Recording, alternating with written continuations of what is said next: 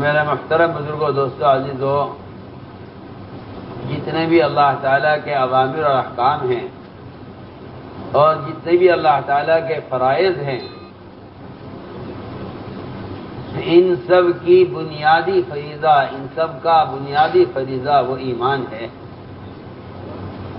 لیکن اس زمانے میں مسلمانوں میں جتنی غفلت ایمان کی طرف سے ہے، جبکہ مومن کو ایمان لانے کا حکم ہے، مومن کو ایمان لانے کا حکم ہے۔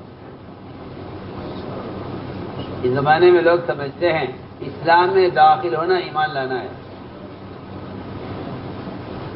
حالانکہ اگر آپ غور کریں گے قرآن میں، حدیث میں،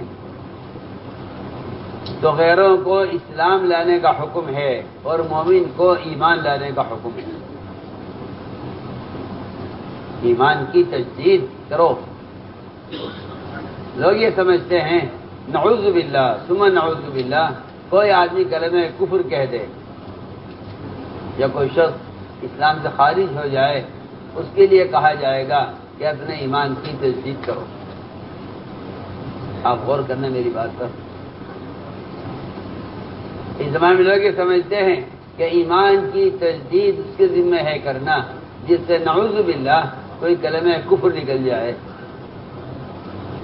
حالانکہ صحابہ کرام جو ایمان کی چوٹیوں پر پہنچے ہوئے ہیں، جن کے ایمان کو قیامت تک آنے والے مسلمانوں کے لیے اور قیامت تک آنے والے انسانوں کے لیے اللہ تعالیٰ نے جن کے ایمان کو نمونہ بنایا ہے، کسوٹی بنایا ہے، ان صحابہ کو ایمان کی تجدید کا حکم ہے۔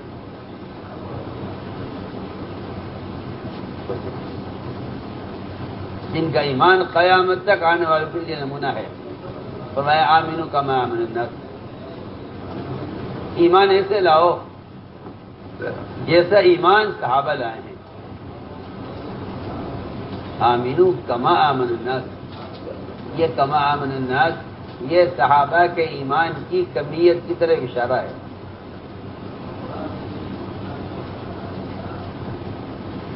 حالانکہ آپ جانتے ہیں کہ صحابہ کے ایمان اور ان کی اطاعت کے واقعات، لیکن سب کو صحابہ کی طرح ایمان لانے کا حکم ہے، اور خود صحابہ کرام کو ایمان کی تجدید کا حکم ہے۔ صحابہ کو ایمان کی تجدید کا حکم ہے۔ آپ حدیث پر غور کیجیے، صحابہ کو ایمان کی تجدید کا حکم ہے، جبکہ ایمان صحابہ کمال کو پہنچا ہوا ہے۔ غیب کی جن چیزوں پر ایمان لانے کا حکم ہے، اگر وہ صحابہ کے سامنے پیش کر دی جائیں اور وہ اس کا مشاہدہ کر لیں تو ان کے ایمان میں کوئی اضافہ نہیں ہوگا۔ جن کا ایمان اس کمال کو پہنچا ہوا ہو، ان کو حکم ہے ایمان لانے کا، اور ان کو حکم ہے ایمان کی تجدید کا۔ تو آپ اس سے فیصلہ کیجئے کہ میرے اور آپ کے لیے ایمان کی تجدید کا حکم کیا ہوگا۔ میں ایک بات میں نے چھیڑی ہے، میرا دل چاہتا ہے اس کو پورا کروں۔ آپ یہ کہتے ہیں ایمان کی تجدید تو وہ کرے جس سے کوئی کلمہ کفر نکل جائے۔ میں کچھ کہہ رہا تھا، آپ یہ کہتے ہیں کہ ایمان کی تجدید تو وہ کرے جس سے کوئی کلمہ کفر نکل جائے، اور ہم یاد کر رہے ہیں کہ نہیں، ایمان کی تجدید کا حکم ان صحابہ کو بھی ہے جن کا ایمان کی چوٹیوں کو پہنچا ہوا ہے، جو ہنسنے کے وقت میں اپنے دلوں میں پہاڑوں سے زیادہ مضبوط ایمان رکھتے تھے، جن کے لیے غیب اور جن کے لیے اللہ کے وعدے اور وعیدیں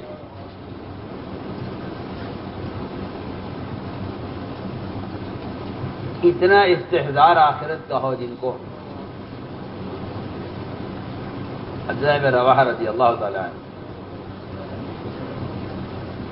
بیوی کی گود میں سر رکھے ہوئے لیتے ہیں، جو انتہائی غفلت کا اور خواہش کا اور کہنا چاہیے دل لگی کا، اور ایک آدمی کے اپنے فطری تقاضے کے پورا کرنے کا وقت ہو۔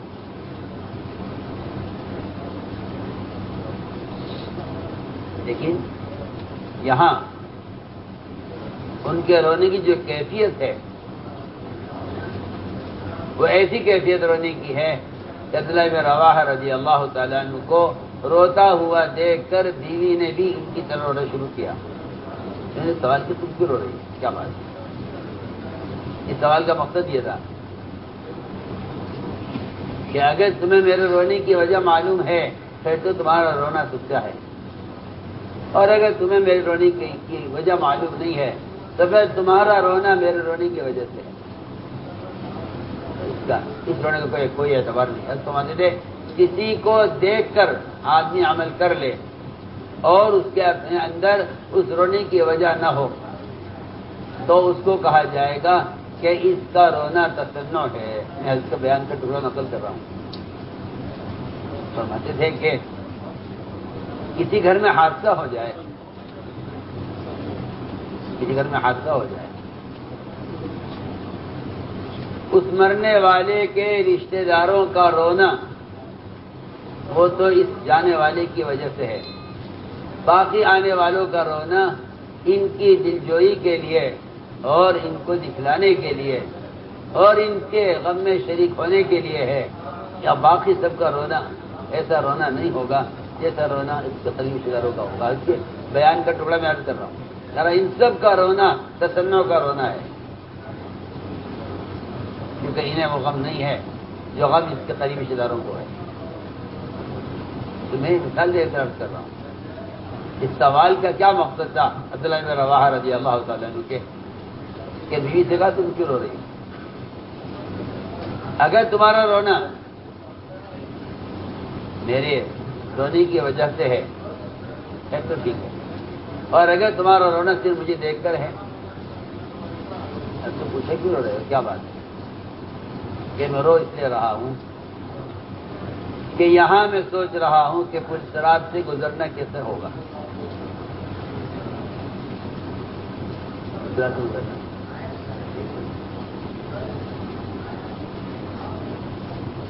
پل صراط سے گزرنا کیسے ہوگا، ہم کچھ عرض کرنا چاہتے ہیں سب سے۔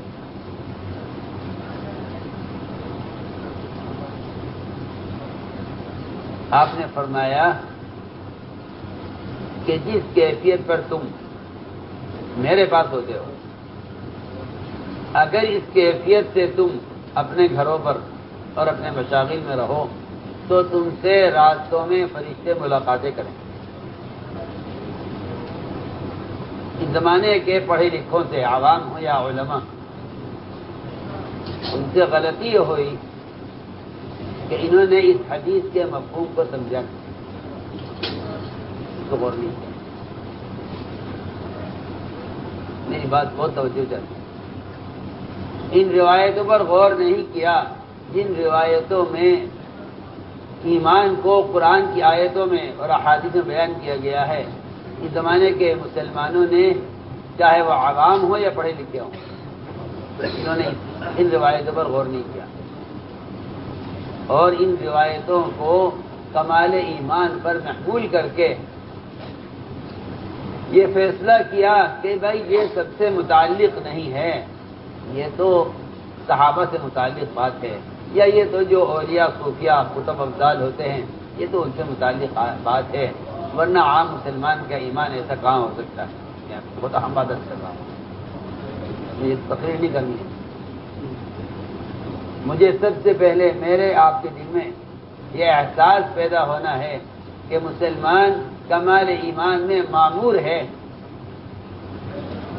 کیا ہے؟ کمال ایمان میں معمور ہے، یہ نہیں کہ کمال ایمان آپ کو حاصل ہو نہیں سکتا، کیونکہ اگر وہ ہو جائے پھر تو ایک ناممکن چیز ہوگی کہ آپ کی فرشتوں سے ملاقاتیں شروع ہو جائیں گی۔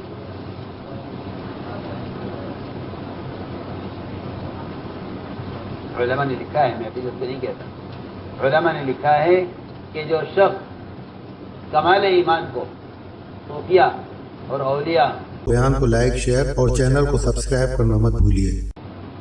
اور اقطاب اور ابدال اور صحابہ، اگر کوئی مسلمان کمال ایمان کو صرف ان کی خصوصیت سمجھتا ہو، وہ ناقص ایمان سے راضی ہو گیا۔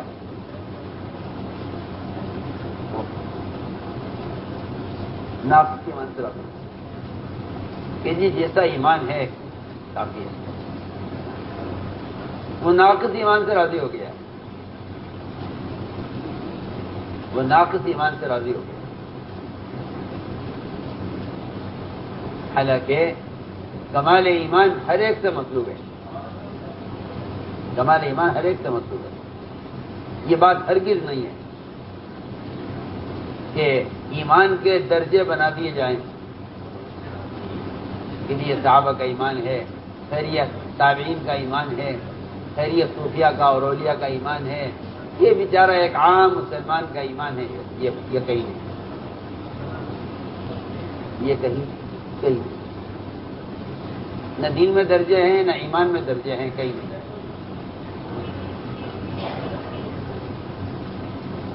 جہاں ایمان کا انکار کیا ہے حدیثوں میں، وہاں ایمان کا انکار صرف اس لیے کیا ہے تاکہ آپ کسی ناقص دین والے مسلمان کو کافر نہ کہیں۔ یہ میں بہت اہم بات کرتا ہوں۔ ایک مسلمان کو کافر کہنے سے روکنے کے لیے کہا گیا ہے کہ اس سے کمال ایمان مراد ہے۔ اس کا ہرگز مطلب یہ نہیں ہے کہ کمال ایمان ہر ایک کے بس کی بات نہیں۔ اگر آپ غور کریں گے تو آپ کو سارے معاشرے، معاملات، پڑوسیوں کے حقوق، جن کی کا درجہ یہ ہے اور جن کی حیثیت یہ ہے کہ مقبول عبادتیں حقوق والے ایسے لے اڑیں گے گویا ان عبادتوں میں آپ کے لیے نہ کوئی اجر ہے، نہ آپ کے لیے کوئی وعدہ ہے، نہ آپ کا آخر میں اس پر کچھ ملنے والا ہے۔ اس طرح حقوق والے آپ کی نیکیاں لے اڑیں گے۔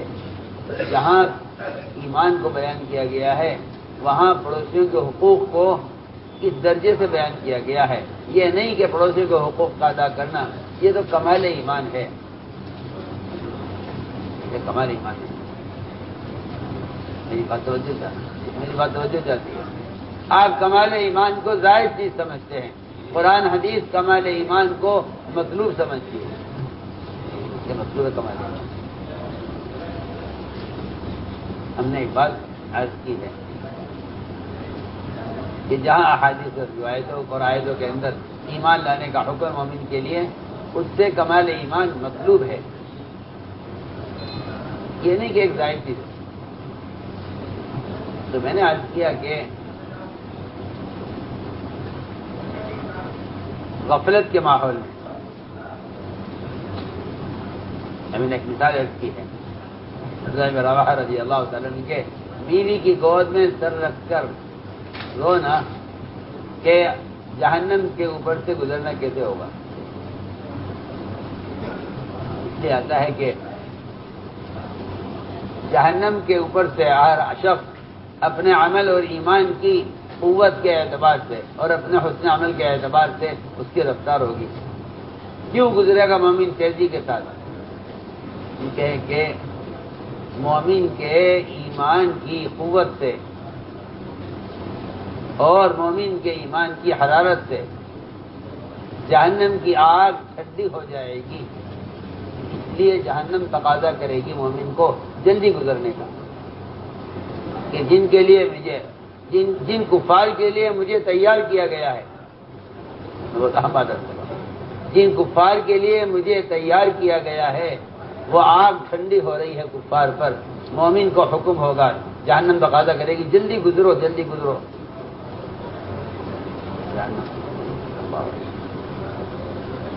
جہنم تقاضا کرے گی،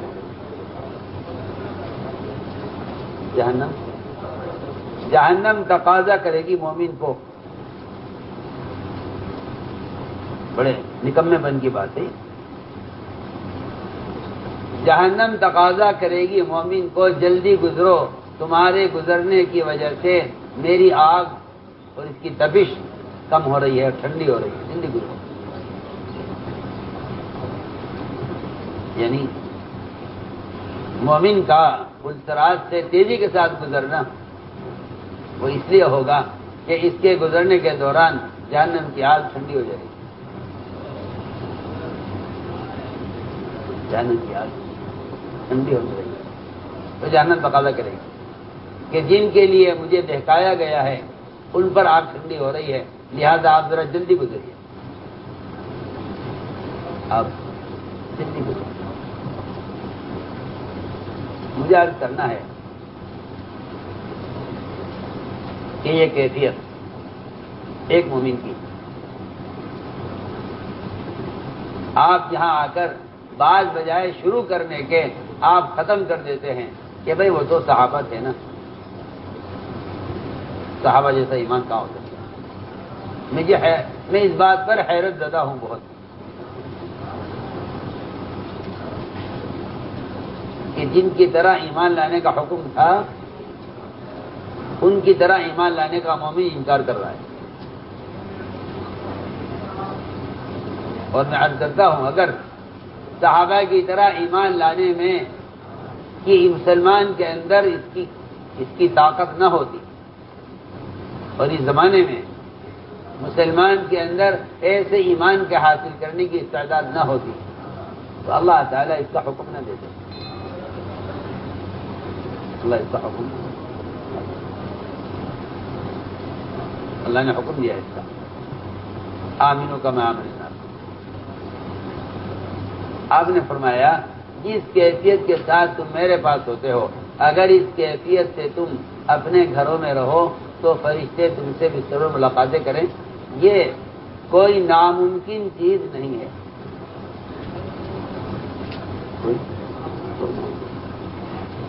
میری بات پر توجہ دینا. اگر اجتماعی اعمال میں کفار ملائکہ کو دیکھ سکتے ہیں تو مومن کا ملائکہ کو دیکھنا کون سی بڑی بات ہے؟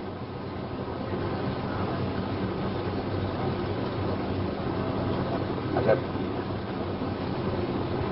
اجتماعی اعمال کے ماحول میں کفار ملائکہ کو دیکھ سکتے ہیں تو مومن کا کیونکہ مومن کی روح پاکیزہ ہے، مومن کی روح پاکیزہ ہے، کافر کی روح نجس ہے.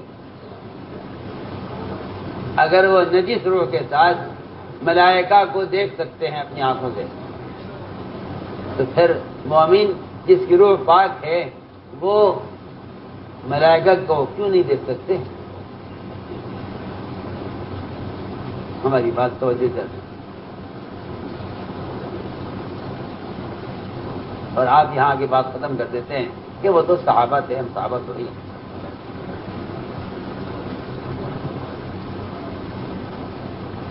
کتنے مواقع ایسے مل جائیں گے آپ کو سیرت میں کہ مشرکین وہ ملائکہ کو اپنی آنکھوں سے دیکھ رہے ہیں.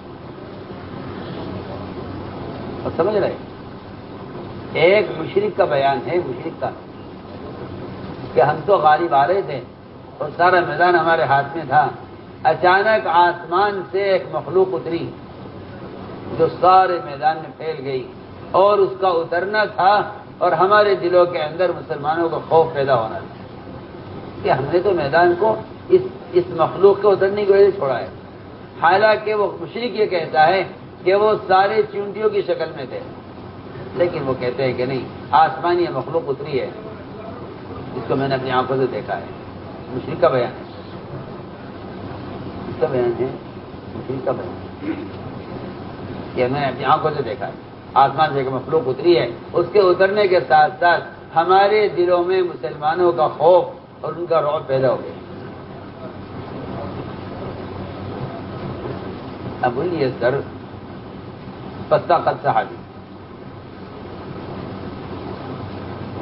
ابو یہ سر پستہ قد صحابی بہت کمزور، حضرت عباس کو قید کر رہے. ہاں نہیں ایک اور صحابی تھے، مجھے سے یاد آیا، وہ حضرت عباس کو قید کر رہے تھے. ایک صحابی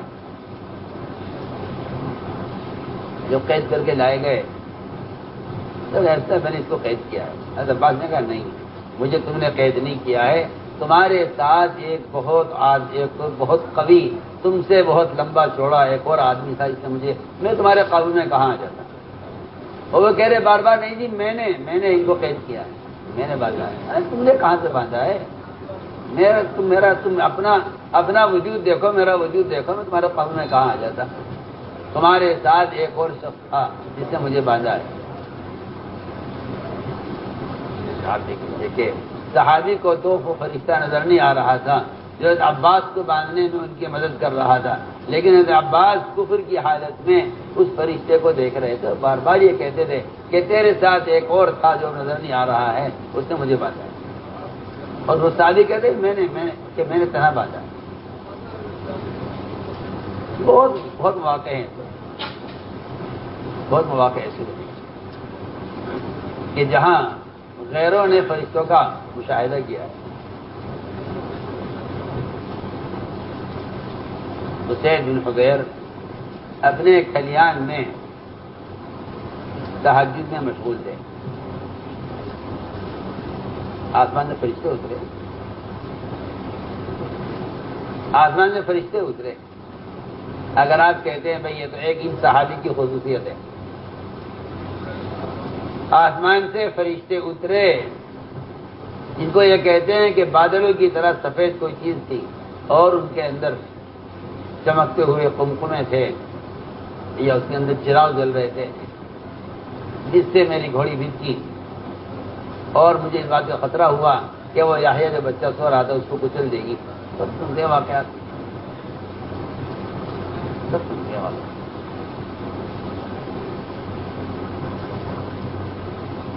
آپ نے فرمایا اسے قرآن پڑھتے رہتے کہ جی مجھے خطرہ ہوا کہ یہ گھوڑی بچوں کو نہ کچل دے، مجھے نماز ختم کرنی پڑی. فرمایا پڑھتے رہتے، اسے پڑھتے رہتے، بار بار کہہ رہے یا رسول اللہ مجھے بچے کا خطرہ تھا.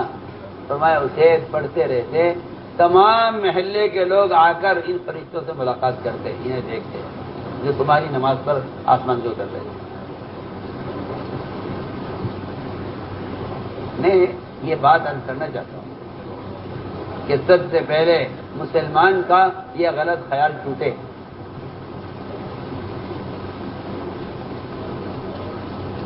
یہ غلط خیال ٹوٹنا چاہیے. اور یہ اس کی حقیقت کیا ہے؟ یہ کہ بات یہ ہے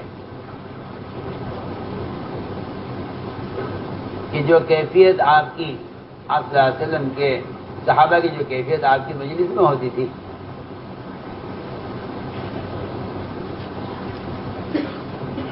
اس کیفیت کا کچھ حصہ صحابہ کرام اپنے ماحول میں لے کر جاتے تھے. اور اگر اس کیفیت میں اور یہاں کی حالت میں فرق ہوتا تھا تو صحابہ نے اس کا نام نفاق رکھا تھا. اس کا نام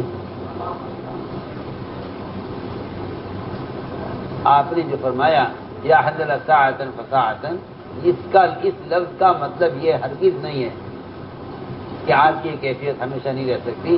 اس جملے کا جو مقصد تھا وہ یہ تھا کہ تم اپنے آپ کو منافق خیال مت کرنا. یہ مطلب ہے، اس کا اور کچھ نہیں.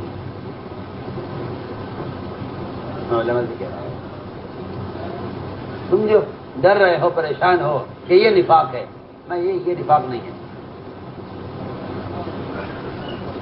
ورنہ ابو بکر صدیق رضی اللہ تعالیٰ اور حنظلہ یہ دونوں آپس میں ملے راستے میں اور یہ کہا بھائی بات یہ ہے کہ اگر یہ کیفیت مستقل باقی رہے پھر تو ایمان ہے ورنہ نفاق ہے. پھر تو ایمان ہے ورنہ نفاق ہے. فرمایا کہ یا حنظلہ ساعتن فساعتن، کیا مطلب اس کا کیا ہے؟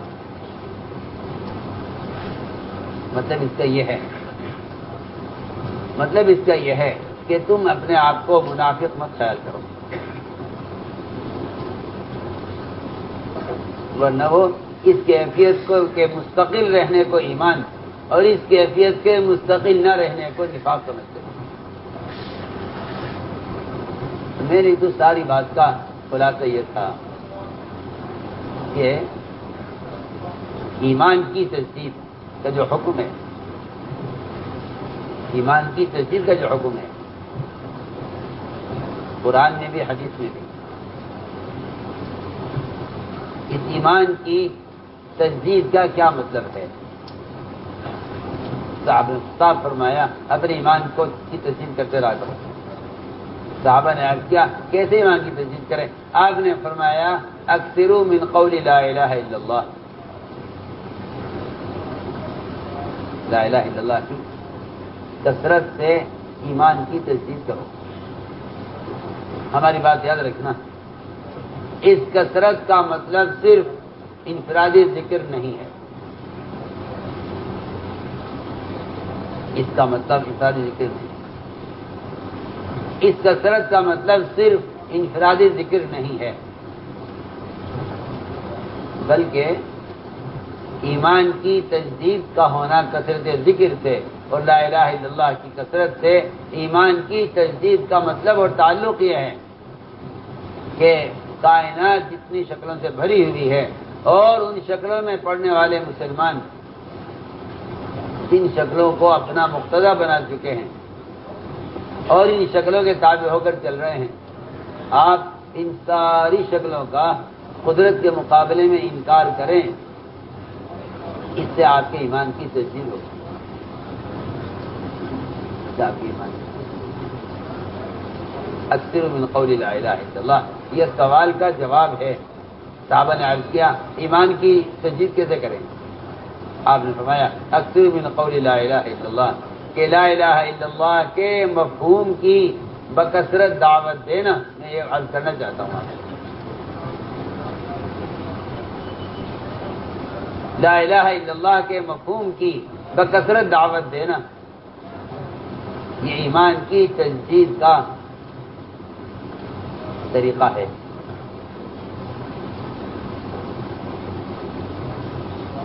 لا الہ الا اللہ کے مفہوم کی بکثرت دعوت دینا یہ ایمان کی تجدید کا طریقہ ہے۔ آپ یہ خیال نہ کیجیے گا صرف کہ لا الہ الا اللہ کی کثرت سے ایمان کی تجدید ہوتی ہے، بلکہ اس کی کثرت کا مطلب یہ ہے کہ جس طرح کائنات شکلوں سے بھری ہوئی ہے، آپ قدرت کے مقابلے میں اگر روزانہ شکلوں کا انکار کرنے کو اپنا معمول بنائیں تو آپ کے ایمان کی تجدید ہوگی، آپ کے ایمان کی تجدید ہوگی۔ یہی مطلب ہے مسجدوں میں ایمان کے حلقے قائم کرنے کا، کہ لوگوں کو شکلوں کے ماحول سے نکال کر اللہ کے گھر میں اور عمل کے ماحول میں لا کر یہ سمجھاؤ کہ شکلوں سے نہیں ہوتا، اللہ کرنے والے ہیں۔ یہ ایمان کی تجدید کا یہی مطلب ہے اور یہی صحابہ کرام کی نقل و حرکت کا اصل مقصد ہے۔ میں تو یہ بات آپ سے کہنا چاہتا ہوں،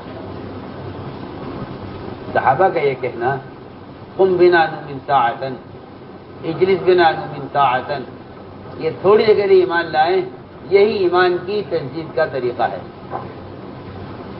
یہ ایمان کی تجدید کا طریقہ ہے، یہ ایمان کی تجدید کا طریقہ ہے اور یہ ایمان کی تجدید کا مطلب بتایا ہے۔ اکثر من قول لا الہ الا اللہ، اس سے ایمان کی تجدید اور صحابہ کا ایک دوسرے کو یہ دعوت دینا کہ آؤ میرے پر ایمان لائیں، تو کہیں گے یہ ہے ایمان کی تجدید کا مطلب۔ ہماری ساری بات کا خلاصہ یہ ہے، اس زمانے میں مسلمان اس کام کو کوئی کام نہیں سمجھتا، جبکہ اللہ کا امر ہے ایمان والوں کے لیے ایمان لانے کا۔ تو میرے دوستو عزیزو، ساری بات کا خلاصہ یہ ہوا کہ آپ جس کیفیت کے ساتھ ایمان کے حلقوں میں ہیں، اس کیفیت کو اپنے شعبوں میں لے کر جائیے، اس کیفیت کو اپنے شعبوں میں لے کر جائیے، اس کیفیت کو اپنے شعبوں میں لے کر جائیے، تب کہا جائے گا کہ آپ ایمان والے ہیں۔ کیوں؟ اس لیے کہ اگر آپ اس کیفیت کو تجارت کے شعبے میں نہیں لے جاتے تو تجارت میں غفلت، وہ تجارت کا اللہ کے حکم اور نبی کے طریقے سے ہٹ جانا ہے، ٹھیک ہے، پھر تمہاری تجارت قوم شعیب کی تجارت میں کوئی فرق نہیں ہے۔ اگر تم یہاں سے عدالت میں انصاف لے کر نہیں جا رہے ہو تو تمہاری عدالت میں ایک کافر کی عدالت میں کوئی فرق نہیں۔ بہت اہم عادت ہے، تم یہاں سے یہ ایمان لے کے جاؤ اپنے شعبوں میں، اگر وہ شعبے حکم پر قائم ہو رہے ہیں پھر تو تم یہاں سے ایمان لے کر جا رہے ہو، اور اگر یہ شعبے تمہارے حکم پر نہیں آتے تو پھر تم یہاں سے ایمان لے کر نہیں جا رہے، سیدھی بات ہے۔ رجال لا تلہیہم تجارۃ ولا بیع عن ذکر اللہ، یہ پہلے فرمایا، اقام الصلاۃ بعد میں فرمایا۔ اگر صرف ایک تاجر کا ذکر اتنا ہے کہ اس کو نماز یاد آ جاتی ہے تجارت میں، ہم عرض کرتے ہیں نہیں، یہ تو بعد میں کہا ہے تو اقام الصلاۃ، اس سے پہلے جو لفظ ہے قرآن میں اس پر غور کریں، لا تلہیہم تجارۃ ولا بیع عن ذکر اللہ،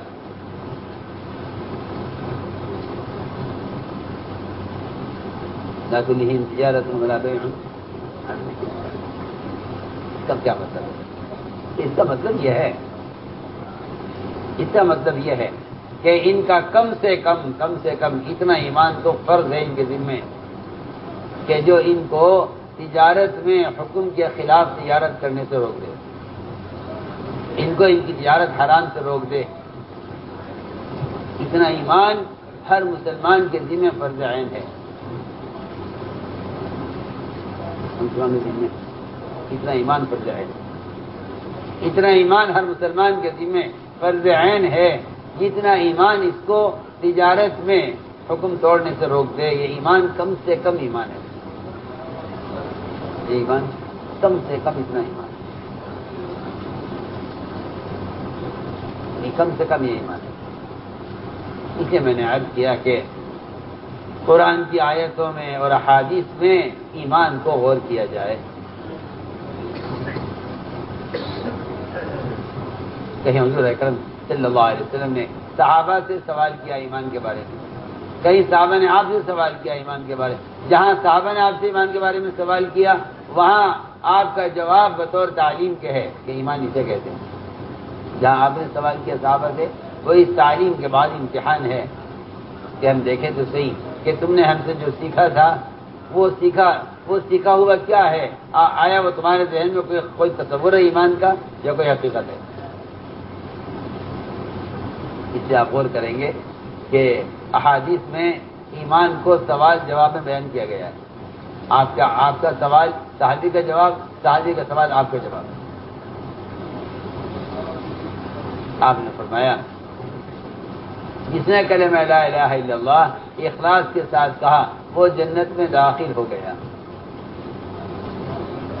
آپ سب کے ذہن میں یہ ہے، ہم سب کے ذہن میں یہ ہے کہ اخلاص کا مطلب یہ ہے کہ آدمی کی نیت ٹھیک ہونی چاہیے۔ میں کہتا ہوں نیت کا اس سے کچھ دور کا بھی تعلق نہیں، جس طرح ایمان کا تعلق عمل سے نہیں ہے، اس سے ہم عرض کرنا چاہتے ہیں کہ ایمان کا تعلق صرف نیت سے نہیں ہے، ایمان کا تعلق صرف نیت سے نہیں ہے، نیت تو عمل کا حصہ ہے، نیت تو عمل کا حصہ ہے۔ میں تو عرض کر رہا ہوں کہ جاننے کا ایمان سے کوئی تعلق نہیں، اور صرف اچھی نیت سے اخلاص سے کلمہ پڑھ لینا یہ کلمہ کا اخلاص نہیں، یہ کلمہ کا اخلاص نہیں۔ آپ نے نہیں فرمایا جواب میں کہ کہنے والے کی نیت ٹھیک ہونی چاہیے، آپ نے فرمایا جس نے کلمہ اخلاص کے ساتھ کہا وہ جنت میں داخل ہو گیا۔ صحابی نے سوال کیا کہ اس کا اخلاص کیا ہے؟ آپ نے فرمایا جواب میں کہ اس کا اخلاص یہ ہے کہ یہ مومن کو حرام سے روک دے، مومن کو حرام سے روک دے، یہ مومن کو حرام دے۔ میں عرض کرتا ہوں کہ مومن کو ایمان لانے کا حکم اس لیے کہ اگر ایمان کو آپ ایمان کی علامتوں میں غور کریں تو میں سمجھتا ہوں کہ ہر مسلمان کو اپنے اندر ایمان تلاش کرنا پڑے گا کہ ایمان ہے کہاں. اچھی بات ہے. اگر ایمان کو ایمان کی شرائط میں اور ایمان کو ایمان کی علامتوں میں غور کرو تو مومن کو تلاش کرنا پڑے گا کہ میرا کہ ایمان ہے کہاں. یہاں تک روایتوں سے ملتا ہے کہ اگر کوئی شخص منکر کو دیکھ کر غمگین نہیں ہوتا تو تلاش کرنا پڑے گا اس کے دل میں کہ ایمان کی کوئی رمق باقی ہے یا نہیں. آپ اگر مومن منکر کو دیکھ کر غمگین نہیں ہوتا تو تلاش کرنا پڑے گا کہ اس میں ایمان کی کوئی رمق باقی ہے یا نہیں. تو میرے دوستو عزیزو، احادیث کا غور کیا جائے. آپ نے فرمایا کہ کلمہ کے اخلاص یہ ہے کہ یہ مومن کو حرام سے روک دے. کہیں آپ نے سوال کیا صحابی سے، آپ فرمایا کیف اصبحت یا حارث یا کیف اصبحت یا عوف، یہ دونوں روایتیں ملتی ہیں. انہوں نے کہا کہ کس حال میں صبح کر رہے ہو؟ انہوں نے نیند سے اٹھ کر کہا اصبحت مؤمنا حقا، کہ میں صبح کر رہا ہوں ایمان کے کمال کے ساتھ اور ایمان کی حقیقت کے ساتھ. اور میں کیا حقیقت تمہارے ایمان عرض کیا کہ میرے ایمان کی حقیقت اور اس کا کمال یہ ہے کہ میں نے دنیا سے رخ پھیر لیا ہے. دنیا سے رخ پھیر لیا. رات گزرتی ہے عبادت میں، دن گزرتا ہے روزے میں. یہ پہلا جواب ہے. جنت دوزخ اس کی ساری خبریں بعد میں ملیں گی اس روایت میں. پہلا جواب یہ ہے. اس لیے کہ دین کے تمام احکام میں اور انسانوں کے تمام حقوق میں آدمی احکام جب توڑتا ہے جب رخ دنیا کی طرف ہو جاتا ہے. اس نے پہلا جواب یہ دیا ہے کہ نماز کا قائم ہونا اور انصاف ہونا اور ظلم نہ ہونا اور حقوق کا ادا کرنا اور فرائض کا ادا کرنا، یہ سارا کا سارا بعد میں. جنت دوزخ سب بعد میں. پہلی بنیادی چیز یہ ہے کہ میں نے دنیا سے رخ پھیر لیا ہے. کیونکہ اگر دنیا سے رخ پھیر لیا ہے پھر تو غیب کی تمام چیزیں مشاہد ہو جائیں گی. سمجھتے تھے کہ اگر کوئی شخص ہمالیہ پہاڑ کی طرف پیٹ کر لے تو اس کو سامنے پڑا ہوا جو کا دانہ نظر آئے گا، ہمالیہ پہاڑ نظر نہیں آئے گا. آپ اندازہ کر لیں کہ وہ پہاڑ اتنا بڑا ہے، اگر رخ اس کی طرف نہیں ہے تو ہمالیہ پہاڑ نظر نہیں آئے گا، جو کا دانہ پڑا ہوا نظر آ جائے گا، کیونکہ رخ اس طرف ہے. رخ اس طرف ہے. تو میں نے عرض کیا کہ سارے گناہوں کا سبب اور سارے حقوق کی پامالی کا سبب وہ تو صرف دنیا کی محبت ہے نا. صرف دنیا کی.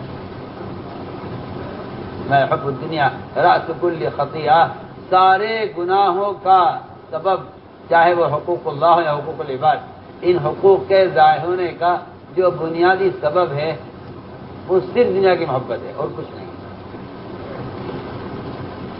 آدمی غبن کرتا ہے تو دنیا کی محبت کے لیے، حق مارتا ہے یتیم کا دنیا کی محبت کے لیے، چوری کرتا ہے دنیا کی محبت کے لیے، ڈنڈی مارتا ہے دنیا کی محبت کے لیے، ملاوٹ کرتا ہے دنیا کی محبت کے لیے، سود کھاتا ہے دنیا کی محبت کے لیے. آپ اٹھا کے دیکھ لیجئے، آپ کو اس کے علاوہ کوئی وجہ نہیں ملے گی دنیا میں احکام کے ٹوٹنے کی، اور کوئی وجہ نہیں ملے گی آپ کو خیانتوں کی سوائے دنیا کی. یہ بنیاد ہے. ہم نے کبھی غور نہیں کیا کہ جن صحابی کو آپ صلی اللہ علیہ وسلم نیند سے اٹھا کر پوچھ رہے ہیں کیف اصبحت یا حارث، وہ جواب کیا دے رہے ہیں. ہم نے کبھی غور نہیں کیا. حالانکہ پہلا جواب یہ ہے. حالانکہ آپ کہتے ہیں کہ جنت کے وجود پر ایمان لاؤ، جہنم کے وجود پر ایمان لاؤ، عذاب قبر پر ایمان لاؤ، ملائکہ پر ایمان لاؤ، یہ سب بعد میں. میدان حشر کی سارا منظر بعد میں بیان کیا انہوں نے. میں جو عرض کرنا چاہتا ہوں وہ یہ کہ صحابی اپنے ایمان کے کمال کا بیان کہاں سے کر رہے ہیں؟ یہ سوال ہے. یہ اتنی کہہ رہے جی میں مانتا ہوں جنت بھی ہے دوزخ بھی ہے. نہیں، وہ تو بات کی چیز ہے. آپ سوچئے کمال ایمان کو وہ جنت دوزخ سے بیان نہیں کر رہے. وہ کمال ایمان میں جو پہلا جواب ہے ان کا اور ابن مالک کا پہلا جواب یہ ہے کہ میں نے دنیا سے رخ پھیر لیا ہے. اب ان کو دنیا سے رخ پھیرنے کے بعد جو سارے احوال حشر کے بیان کر رہے ہیں کہیں کہ صحابہ نے رخ صحیح کر لیا تھا، وہ آخرت کی طرف سے مطمئن تھے، ہم غافل ہیں. دونوں میں بہت بڑا فرق ہے. ایک اطمینان، ایک غفلت. ہم مطمئن نہیں ہیں. صحابہ آخرت کی طرف سے مطمئن تھے. عمر نے فرمایا تھا کہ فرشتوں سے میں نمٹوں گا، اگر مجھ سے آ کر وہ قبر میں سوال کریں گے تو میں ان سے نمٹ لوں گا. اس کی وجہ یہ تھی کہ وہ قبر کے سوالات کے جوابات میں اتنے پکے اور پختہ تھے کہ آپ نے لاکھ منکر نکیر کا خطرناک منظر بیان کیا، لیکن انہوں نے جواب میں کہا کہ میں اس سے ڈرنے والا نہیں ہوں اور میں ان کو ایسا جواب دوں گا کہ وہ لاجواب ہو کر اللہ کے یہاں واپس جائیں گے. اور ہوا بھی ہے. انہوں نے کہا کہ عمر تم ایسا سوال کر بیٹھو گے فرشتوں سے کہ فرشتے لاجواب ہو کر واپس چلے جائیں گے اللہ کے یہاں اور کہیں گے تو نے ہمیں بھیجا تھا عمر سے پوچھنے کے لیے. عمر نے ہم پر سوال کھڑا کر دیا کہ تمہارے میں اپنے نبی کو تم سے زیادہ جانتا ہوں، دین کو تم سے زیادہ جانتا ہوں، اب میں رب کو تم سے زیادہ جانتا ہوں. فرق یہ ہے کہ ہم قبر کے سوالات کی طرف سے غافل ہیں، صحابہ مطمئن تھے. صحابہ سے کہا بھی گیا، صحابہ خود فرماتے ہیں کہ ہم شروع میں قرآن پڑھ کر رویا کرتے تھے. قرآن پڑھ کر رویا کرتے تو جو ہمارے دل مطمئن ہو گئے اللہ کے وعدوں کے ساتھ تو پھر ہمارے دل مطمئن ہو گئے اللہ کے وعدوں کے ساتھ. ورنہ یہ بات نہیں تھی کہ ان کو رونا نہیں آتا تو یہ نعوذ باللہ کوئی خیال یہ کرے کہ اگر رونا نہیں آتا تو ایمان کمزور ہے. یہ بات نہیں ہے. بلکہ ایک حدیث عجیب ہے. ایک صحابی نے آپ سے سوال کیا کہ یا رسول اللہ میں قرآن تو پڑھتا ہوں پابندی سے، قرآن تو پڑھتا ہوں پابندی چھوڑتا نہیں، لیکن قرآن پڑھنے میں کیفیت اور قرآن پڑھنے میں دل جمی نہیں ہوتی. آپ نے فرمایا کہ یہ تو تمہارے دل کے ایمان سے لبریز ہونے کی علامت ہے.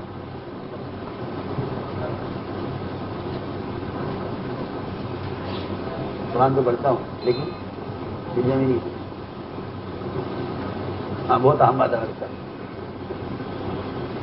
صحابی کا سوال ہے کہ اصل میں قرآن تو پڑھتا ہوں لیکن کیفیت اور دل جمعی نہیں ہوتی. پڑھنے کو تو پڑھتا ہوں، دل جمعی نہیں ہوتی.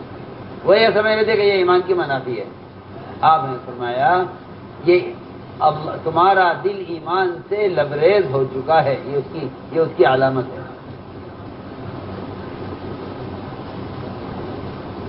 آخر اس حدیث سے کیا مطلب ہے؟ حدیث کا یہ حدیث سے کیا مطلب ہے؟ کہ صحابی شکایت کر رہے کہ جی قرآن پڑھتا ہوں دل جمی نہیں ہوتی اور قرآن پڑھتا ہوں کوئی کیفیت نہیں ہوتی. اور آپ کا جواب یہ ہے کہ یہ تمہارے دل کے ایمان سے. اللہ اکبر. آپ غور تو کریں.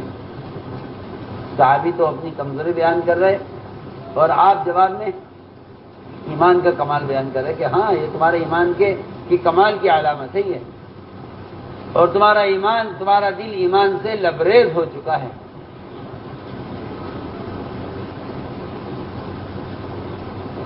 تمہارا دل ایمان سے لبریز ہو چکا ہے، اس کی علامت ہے کہ تمہیں تلاوت میں دل جمی نہیں ہوتی اور تلاوت میں کیفیت پیدا نہیں ہوتی. یہ دل کے ایمان سے لبریز ہونے کی علامت ہے۔ کیا مطلب اس روایت کا؟ میں عرض کرتا ہوں، انسان عمل کا مکلف ہے، انسان عمل کا مکلف ہے، کیفیت کا مکلف نہیں، کیفیت کا مکلف نہیں، عمل کا مکلف ہے۔ کیوں کیفیت کا مکلف کیوں نہیں ہے؟ کیونکہ کیفیت تو ایک حال ہے اور حال میں ٹھہراؤ نہیں ہے۔ اگر تم نے کیفیت کو بنیاد بنایا تو جب تمہیں کیفیت ہوگی تو تم عمل کرو گے، جب کیفیت نہیں ہوگی تو تم عمل چھوڑ دو گے۔ کیفیت میں استمرار نہیں ہے لیکن حکم میں استمرار ہے، حکم میں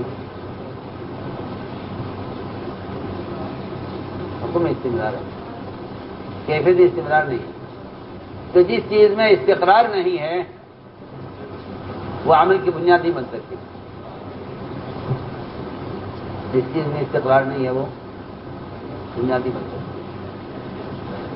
اس لیے میں کہتا ہوں، بلکہ روایتوں میں ملتا ہے کہ کسی بھی عمل کے کرنے کی بنیاد اللہ کا امر ہے، اللہ کا امر ہے، اللہ تعالیٰ حکم میں کر رہا ہوں۔ اسی لیے احادیث میں ملے گا کہ دل نہ چاہنے کے وقت کا عمل پر جو اجر ملے گا وہ دل چاہنے کے مقابلے میں ڈبل ملے گا۔ دیکھیے آپ کا عمل میں دل لگ رہا ہو تو آپ کو اکہرا اجر ملے گا، اور اگر آپ کا عمل میں دل نہیں لگ رہا ہے اور آپ دل کو مجبور کر رہے ہیں نماز پر، تلاوت پر، یہ کہیں کہ نفس کو مجبور کرنے کا اجر الگ ہے، عمل کا اجر الگ ہے۔ صحیح ہے نا؟ یہ شخص کیا ملے گا؟ ڈبل اجر ملے گا، جی ڈبل اجر ملے گا۔ ایک اجر عمل کا ملے گا، ایک اجر اجبار کا ملے گا، ایک اجر اجبار کا۔ کیا آپ نے مجبور کیا ہے اپنے نفس کو؟ جی اپنے نفس کو مجبور کیا، اپنے نفس کو آپ نے مجبور کیا ہے۔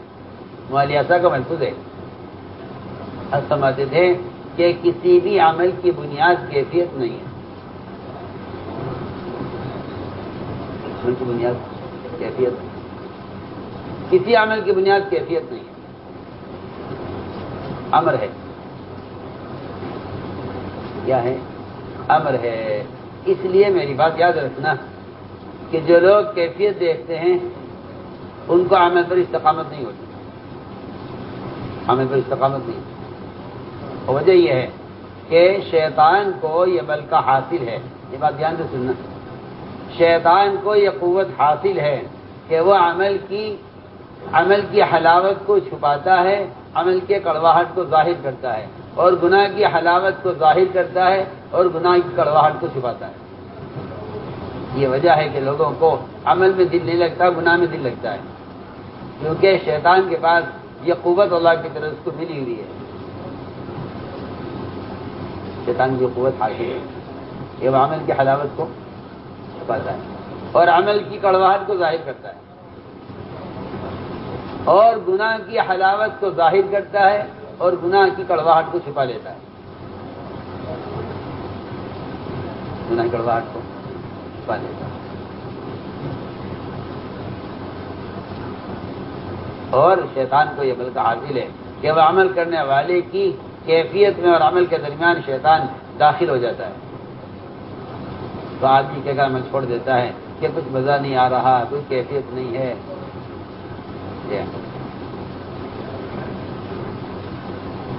کوئی کیفیت ہی نہیں ہے۔ اسے فرمایا کہ کسی چیز سے مایوس ہونا یہ کفر ہے، کیوں؟ اس لیے کہ شیطان کے کسی کو حکم سے چھڑوانے کی طرف لے جانے کا سب ایک بہترین راستہ اس کے پاس یہ ہے کہ وہ کیفیت کو چھپا لیتا ہے اور عمل کرنے والے سے کہتا ہے کہ تمہارے عمل میں کوئی کیفیت تو ہے نہیں۔ جو میں نے ایک مثال عرض کی کہ بندہ عمل میں معمور ہے، بندہ عمل میں معمور ہے کہ اللہ کا حکم اس سے کر رہا ہوں، کیفیت ہو تو ہو، نہ ہو تو نہ ہو، کیفیت کوئی چیز نہیں ہے، کیفیت کوئی چیز نہیں ہے، اللہ کا امر اصل ہے کہ اللہ کے امر کو، اللہ کا حکم اور عمل اس کے امر کی وجہ سے کرو، یہ اللہ کا حکم ہے۔ بیان کو لائک، شیئر اور چینل کو سبسکرائب کرنا مت بھولیے۔ تو ہم نے عرض کیا کہ ساری، یعنی کہنا چاہیے کہ سارے گناہوں کا سبب اور ساری بدکاریوں کا سبب وہ ایک بنیادی چیز یہ تھی، دنیا کی محبت۔ انہوں نے جواب میں یہ کہا کہ میں نے رخ پھیر لیا ہے دنیا سے آخرت کی طرف۔ اس کا اثر یہ ہے، اس کا اثر یہ ہے کہ دن روزے میں گزرتا ہے، رات عبادت میں گزرتی ہے۔ تو ہم نے عرض کیا کہ صحابہ کرام کے جوابات میں ایمان کے کمال کو تلاش کرو، ایمان کا کمال کیا ہے، ایمان کا کمال کیا ہے، کیونکہ وہ کمال ایمان صحابہ کرام کے واقعات میں ملے گا۔ یہ کہ جب ان کو نمونہ بنایا گیا ہے تو پھر ان سے نیچے اتر کر ایمان تو کہیں ملے گا نہیں، سچی بات ہے۔ اس سے میرے دوستوں، سر سے لے کر پیر تک ایمان اس طرح شرائط کیے ہوئے ہے مومن کے اندر، جس طرح روح شرائط کیے ہوئے، سر سے لے کر پیر تک، جس طرح روح انسان کے بدن میں شرائط کیے ہوئے ہے کہ سر کے بال سے لے کر پیر کے ناخن تک ہر چیز میں روح ہے، کیونکہ اس طرح جتنے بھی احکام ہیں اسلام کے، جتنے بھی احکام ہیں اسلام کے، سب میں ایمان اس طرح پھیلا ہوا ہے، عقائد سے لے کر معاشرے تک، عقائد سے لے کر معاشرے تک، عقائد سے لے کر معاشرے تک۔ جو اہمیت ایمان کی عقیدے میں ہے، جو اہمیت ایمان کے عقیدے میں ہے، اور جو ایمان کا جو کمال اور ایمان کا جو حکم عقیدے میں ہے، یہ کہ وہی درجہ ایمان کا معاشرے کے احکام میں ہے۔ حضور اکرم صلی اللہ علیہ وسلم نے اپنے صحابہ کو جتنا کفر سے ڈرایا ہے، جتنا آپ نے صحابہ کو کفر سے ڈرایا ہے، اور جتنا آپ نے اپنے صحابہ کو بت پرستی سے ڈرایا ہے، جتنا آپ نے صحابہ کو بت پرستی سے ڈرایا ہے، آپ نے صحابہ کو اتنا ہی ڈرایا ہے غیروں کے طریقوں پر ضرورت کے پورا کرنے سے۔ یہ دونوں چیزیں برابر ہیں، دونوں برابر ہیں۔ جو اہمیت اسلام میں بتوں کی پوجا اور بتوں کی عبادت سے بچنے کی ہے، وہی اہمیت ہر مسلمان کے لیے غیروں کے طریقوں کے اختیار کرنے کی وہی اہمیت ہے۔ اس طرح آپ نے اپنی امت کو بتوں کی عبادت سے دور رکھا ہے، اتنا ہی آپ نے اپنی امت کو غیروں کے معاشرے سے دور رکھا ہے۔ اچھا، ایک روایت ہے، اس روایت سے معلوم ہوتا ہے کہ جو اہمیت عقیدے کی ہے وہ اہمیت معاشرے کی ہے، جو اہمیت عقیدے کی ہے وہ اہمیت معاشرے کی ہے۔ صحابہ نے دیکھا کہ کفار جب فارغ ہوتے ہیں جنگ سے تو یہ اپنے ہتھیار ایک درخت پر لٹکا دیتے ہیں۔ صحابہ کو اچھا لگا یہ طریقہ کہ ہتھیاروں کی حفاظت بھی ہے، سہولت بھی ہے۔ صحابہ نے عرض کیا آپ سے کہ آپ اجازت دیں گے ہمیں، ہم بھی ان کی طرح ایک درخت ایسا متعین کر لیں جس پر اپنے ہتھیار لٹکا دیا کریں۔ آپ نے فرمایا تمہارا مجھ سے یہ مطالبہ کرنا کہ ان کفار کی طرح ہم بھی ایک درخت ہتھیار لٹکانے کے لیے کر لیں، تمہارا مجھ سے یہ مطالبہ کرنا بالکل ایسا ہے جیسا بنی اسرائیل نے موسیٰ علیہ السلام سے ایک بت کا مطالبہ کیا تھا بت کی پوجا ہوتا ہوا دیکھ کر۔ آپ ذرا خود کہاں بت پرستی، کہاں بت پرستی، کہاں ایک وقتی ضرورت کو کفار کے طریقے پر پورا کرنا۔ پر یہ روایت فرمایا تمہارا مجھ سے مطالبہ کرنا کہ ہم بھی ایک درخت ایسا کر لیتے ہیں، ان کی طرح ہم بھی کر لیں۔ فرمایا کہ تمہارا ان کی مشابہت اختیار کرنا، تمہارا کفار کی مشابہت اختیار کرنا صرف ایک ضرورت میں وہ ان کی بت پرستی کی طرح ہے۔ سنو تو صحیح، میں یہ بات اس لیے عرض کر رہا ہوں کہ مسلمان یہ سمجھتا ہے کہ ایمان کا تعلق صرف فرائض کے ادا کرنے اور شرکیات سے بچنے کا نام ایمان ہے۔ میں یہ کہنا چاہتا ہوں کہ نہیں، ایسا نہیں ہے، بلکہ ایمان فرائض اور عقائد سے لے کر اللہ کی توحید سے لے کر معاشرے کے چھوٹے چھوٹے تقاضے اور مسلمان کی اپنی جسمانی ضروریات اور مسلمان کی فطری تقاضوں تک ایمان پھیلا ہوا ہے۔ ہم یاد کرنا چاہتے ہیں، صرف یہ دیکھا جائے گا کہ اگر کہیں نماز کا چھوڑنا کفر ہے اور زکوٰۃ کا نہ دینا اسلام کا ناقص کرنا ہے، صرف یہاں تک ایمان محدود نہیں ہے فرائض کے ادا کرنے تک، بلکہ ایمان میں نے عرض کیا جس طرح سر کے بال سے لے کر پیر کے ناخن تک ہر حصے میں روح ہے، اس طرح تمام احکام کے اندر ایمان پھیلا ہوا ہے، چاہے وہ حکم عقائد کی لائن کا ہو، فرائض کی لائن کا ہو، زکوٰۃ حج روزے کی لائن کا ہو، یا وہ حکم معاملات کی لائن کا ہو، یا وہ حکم اخلاق کی لائن کا ہو، یا وہ حکم معاشرے کی لائن کا ہو، سب میں ایمان برابر پھیلا ہوا۔ اس لیے ہم نے عرض کیا کہ یہ جو حکم ہے آمنو کما آمن الناس، یہ اس کا مطلب یہ تھا، اس کا مطلب یہ تھا کہ صحابہ کی طرح ایمان لانے کا مطلب یہ ہے کہ اپنی زندگی 100% صحابہ کے طریقے پر لاؤ۔ زندگی 100% اگر اس پر ہے تو ایمان کامل ہے، اور اگر اس پر نہیں ہے تو ایمان ناقص ہے، سیدھی بات ہے۔ میں پھر عرض کرتا ہوں، ظلم کیا ان لوگوں نے جنہوں نے ایمان کے درجے بنائے اور درجے بنا کر ایمان کو تقسیم کر دیا، ایمان کو تقسیم کر دیا۔ آپ کسی مشین کے پارٹ کھول دیں اور ان کو الگ الگ رکھ دیں تو میں کہتا ہوں کہ اس مشین سے کوئی چیز بننا یا اس سے کوئی فائدہ حاصل کرنا ممکن، ایک پرزہ کم ہو جائے مشین کا، ایک پرزہ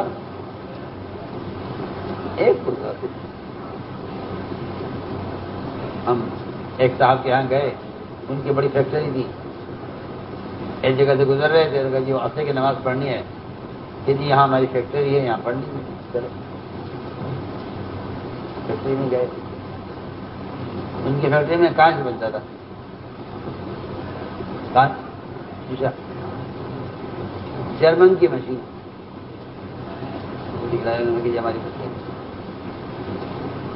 چلے کہ دعا کر دیجیے، یہ مشین بند پڑی ہے، اس کی وجہ سے کروڑوں روپے کا نقصان ہے، کروڑوں کا نقصان ہے، باقی چل رہی ہے دو، یہ ایک بند ہے، کیوں بند ہے؟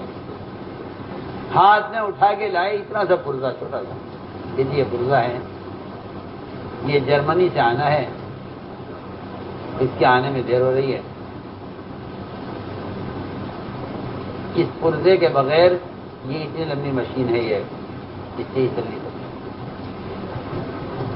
میں نے کہا تمہاری مشین تو تم جانو، مجھے تو یہ معلوم ہوا ہے اس سے کہ اگر تم اتنی بڑی مشین سے کوئی فائدہ نہیں اٹھا سکتے ایک پرزے کے ناقص ہونے پر، تو مسلمان ناقص دین پر اللہ کی ذات سے فائدے کیسے اٹھا سکتا ہے؟ میں تو یہ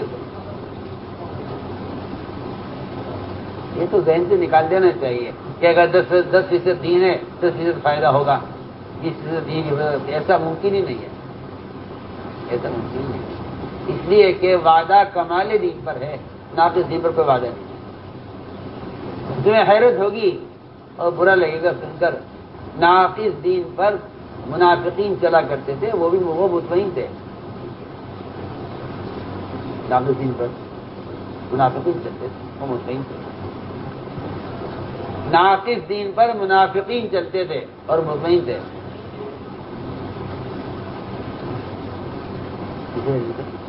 ناقص اور ناقص دین کیا ہوتا ہے؟ کہ ناقص دین یہ ہوتا ہے کہ جہاں تمہیں نقصان نظر آئے وہاں چھوڑ دو، جہاں نفع نظر آئے وہاں، میں کہتا ہوں نفع بھی چھوڑ دو، نفع بھی چھوڑ دو۔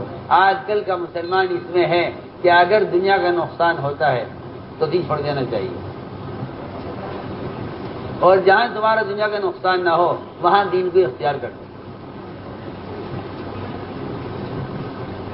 بالکل یہ کیفیت منافقین کی تھی کہ جہاں ان کو خطرہ ہوتا تھا جان کا یا مال کا وہاں پیچھے رہتے تھے، اور جہاں ان کو امید ہوتی تھی مال غنیمت کی وہاں وہ آگے ہوتے تھے۔ جہاں غلبے کی امید ہے وہاں آگے، جہاں شکست کا خطرہ ہے وہاں پیچھے۔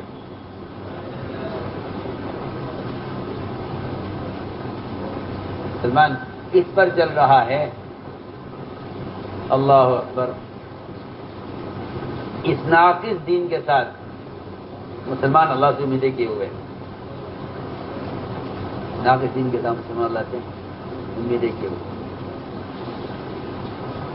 حالانکہ میں عرض کر چکا ہوں کہ اگر کوئی ناقص مشین ہے، ایک پرزہ بھی اس کا کم ہے تو اس کا آپ فائدہ نہیں اٹھا سکتے، اس کے اجزاء کا مکمل ہونا لازم ہے۔ میں یہی کہنا چاہتا ہوں، میں یہی عرض کرتا ہوں کہ قرآن نے قد افلح المؤمنون کہہ کر یہی بیان کیا ہے کہ اگر ایمان کے سارے تقاضے احکام پورے ہو رہے ہیں تو تم کامیاب ہو ورنہ ناکام ہو۔ ہمارا تم سے ناقص دین پر کوئی وعدہ نہیں، ناقص دین پر کوئی وعدہ نہیں۔ اس لیے میرے بزرگ دوستوں عزیزوں، ایمان چھپنے کی چیز نہیں ہے، ایمان چھپنے کی چیز، ایمان چھپنے والی چیز نہیں، ایمان چھپنے والی چیز نہیں ہے۔ کیونکہ جس طرح نفاق ظاہر ہو کر رہے گا اپنی علامتوں کے ساتھ، ایمان ظاہر ہو کر رہے گا اپنی علامتوں کے ساتھ۔ اور یہ جو لوگ کہتے ہیں نا آج کل کہ بھائی کسی کے ظاہر کو مت دیکھو، ایمان دل کی چیز ہے، ٹھیک ہے، یہ میں آپ سے یقین سے بات کرتا ہوں کہ یہ مشورہ شیطان نے دیا ہوا ہے۔ مشورہ شیطان نے آپ کو ایسا مشورہ دیا ہوا ہے کہ وہ آپ سے معاشرے کے لائن کے حرام کام کروا لے گا، اور وہ آپ کی شکل، آپ کی صورت، اور وہ آپ کے حلیہ اور وہ آپ کے لباس کو 100% آپ کو یہودی بنائے رکھے گا۔ میں تم سے کھل کر کہہ رہا ہوں، آپ کو کیا بنائے رکھے گا؟ آپ کو یہودی بنائے رکھے گا، اور آپ سے یہ کہلوائے گا کہ ایمان دل کی چیز ہے۔ آپ میری تہجد دیکھیے، میرا ذکر دیکھیے، میری تلاوت دیکھیے۔ آپ کو نہیں معلوم میں رات کو آدھی رات تک عبادت کرتا ہوں، آپ کو کیا معلوم؟ آپ میرے ظاہر کو مت دیکھیے، ایمان دل کی چیز ہے۔ یہ اس دھوکے میں مسلمانوں کی اکثریت پڑی ہوئی ہے۔ عمل کرنے والوں کی بات کر رہا ہوں، عمل کرنے والوں کی بات کر رہا ہوں، یہ عمل کرنے والوں کی بات کر رہا ہوں کہ شیطان نے ان کو یہ پٹی پڑھائی ہے کہ آپ حلیہ مت دیکھیے، کیونکہ ایمان دل کی چیز ہے۔ میں قسم کھا کر کہتا ہوں ایمان دل کی چیز نہیں ہے۔ آپ کہتے ہیں ایمان دل کی چیز ہے، میں کہتا ہوں ایمان دل کی چیز نہیں ہے، ایمان دل کی چیز نہیں۔ ایمان سر سے لے کر پیر تک اسلامی معاشرے میں ظاہر ہوتا ہے تو ایمان ہے، ورنہ اللہ کی قسم ایمان نہیں ہے، پکی پکی بات ہے، کوئی مانے یا نہ مانے۔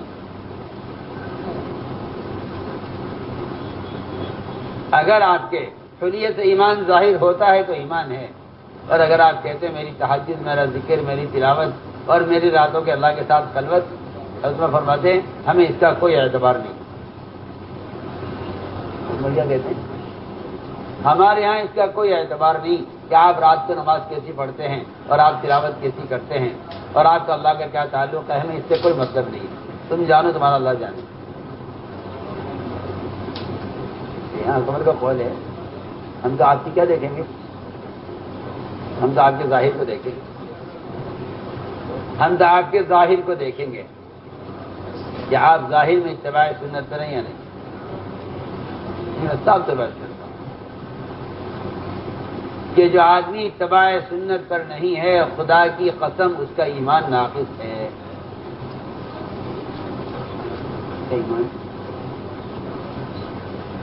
جو آدمی اتباع سنت پر نہیں اس کا ایمان ناقص ہے. پکی بات صاحب کہہ رہے ہیں نا لا یؤمن احدکم حتی یکون ہواہ تبعا لما جئتم. سیدھی بات ہے. اگر میرا طریقہ استنجا آپ کے طریقہ استنجا نبی کے طریقے استنجا کے مطابق نہیں ہے تو ایمان میں فرق ہے. آپ کہاں سو رہے ہیں؟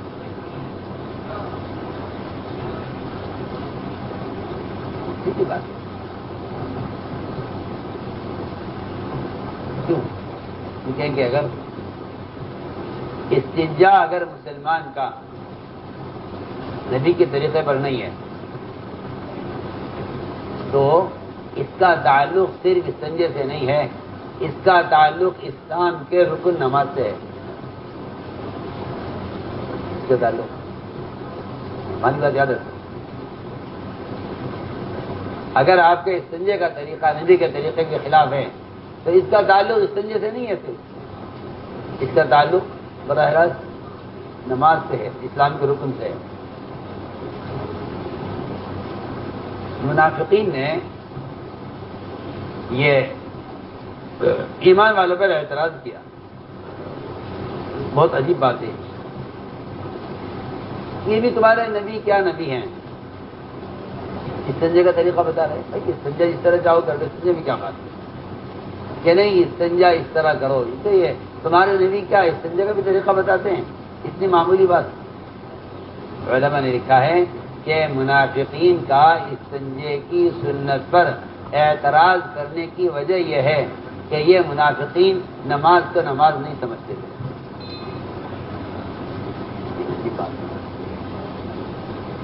یہ لکھا علماء نے کہ منافقین کا استنجے کے اہتمام پر اعتراض کرنا یہ اس لیے ہے کیونکہ ان کے نزدیک نماز کوئی چیز نہیں ہے. کہ اگر نماز کی اہمیت ہوتی ان کے نزدیک تو طہارت کی اہمیت ہوتی. سمجھ رہے ہماری بات؟ بیت الخلاء میں استنجا کیسے کرنا ہے اگر اس سنت پر عمل نہیں ہوگا تو اس سنت پر عمل نہ ہونے کی وجہ سے نماز کا فریضہ متاثر ہوگا. اس لیے کہ طہارت کا کمال سنت کے اتباع پر ہے اور نماز کا مدار کمال طہارت پر ہے. نماز کا کمال طہارت سیدھی بات. نماز کا کمال طہارت پر ہے اور کمال طہارت اتباع سنت پر ہے. علماء نے لکھا ہے کہ منافقین کا استنجے کے طریقے پر اعتراض کرنے کی وجہ یہ تھی کہ ان کے نزدیک نماز کوئی چیز نہیں. نماز یہ وجہ تو میرے دوستوں ہم نے عرض کیا کہ یہ ہے ایمان جو پھیلا ہوا ہے عقائد سے لے کر معاشرے تک. اس لیے ہم نے عرض کیا کہ یہ شیطان کا مشورہ ہے اور یہ شیطان کا حربہ ہے بہت بڑا. اور اس میں اچھے پڑھے لکھے دیندار مسلمان شیطان کے جال میں پھنسے ہوئے ہیں. میں آپ سے کھل کر کہہ رہا ہوں کہ وہ یہ کہتے ہیں حلیہ مت دیکھو تم ہماری تنہائی کی عبادت سے تم واقف نہیں ہو. ہمارا اللہ کا کیا معاملہ ہے؟ ٹھیک ہے بھیا. تو میں نے فرمایا تمہارا اللہ کا معاملہ جو ہوا کرے. تمہارا اللہ کا معاملہ جو ہوا کرے. ہم تو تمہارے ظاہر کو دیکھیں گے. جو ظاہری اعتبار سے ہمارے سامنے مسلمان بن کر رہے گا اطاعت کے ساتھ ہم اس پر اطمینان کریں گے، اعتماد کریں گے، قریب کریں گے.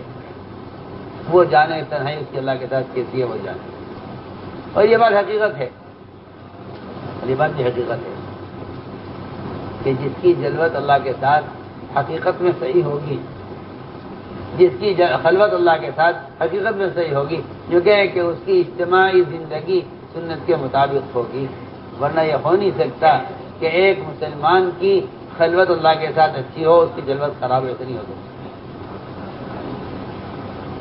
اللہم اجعل سیرتی خیرا من علانیتی، اے اللہ میری تنہائی اچھی بنا دے، میری جو ہے ظاہری زندگی سے میری پوشیدہ زندگی اچھی بنا دے، وجعل علانیتی صالحہ، اور میری اجتماعی زندگی نیک بنا دے۔ معلوم ہوتا ہے کہ